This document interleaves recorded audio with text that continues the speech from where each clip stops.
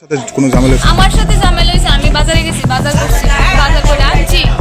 আনার পরে মানে এত খাইছে, একটাই তো দিতে দাঁড়াইতে পারে না। আমি বাজার পরিশ্রম হয়ে গেছে, দূরে জায়গাটা আইতে আমি গেছি, তুমি আমার ব্যাগটা ধরো। হে হিল্লা ডুল্লা এই সেই করে আইছে। ওই আমার মাথাটা নষ্ট হয়েছে, আমি একটু কিসকিসি করছি। এমন বহুত করি, করলে পরে এমন করে না। এরপরে আমরা সন্ধ্যার সময় ওর ভাই যে এখানে পদ্মপুকুর দুর্গাপল্লী জায়গাতে একটি লোক ফাঁসিতে আত্মহত্যা করেছে, সে সংবাদের ভিত্তিতে সেই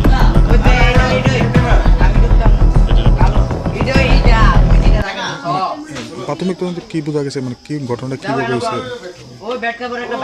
প্রাথমিকভাবে আমি ডিজিস্টের মার সঙ্গে আলোচনা করে জানতে পারলাম যে অনেকদিন যাবত কথা বলছিল যে সে যে কোনো সময় ফাঁসিতে সে নাকি ছিল, কিন্তু আমরা দেখতে পেয়েছি যে তার ঘরের ভিতরে টুইলিং হাউজের একটি সিলিং ফ্যানের মধ্যে গামছা লটকানো অবস্থায় পেয়েছি এবং সে বিছানার উপর শো অবস্থায় ছিল। এবং উর্মা বলেছে যে এলাকার একটি মেয়ে দেখেছে ওনার ছেলে ফাঁসিতে ঝুলন্ত অবস্থায় আছে। পরবর্তী সময় গামছা থেকে ফসকে বডি নাকি বিছানার উপর শুয়ে আছে। আমরা প্রাথমিকভাবে তদন্ত করছি এবং আমরা পোস্টমর্টমের জন্য নিয়ে যাচ্ছি। পোস্টমর্টমের রিপোর্টে যা হবে দেখা যাবে। হাতের মধ্যে একটা আঘাতের চিহ্ন দেখা গেছে, এটা নিয়ে হ্যাঁ সেটাও দেখতে পেয়েছি। তার বা হাতে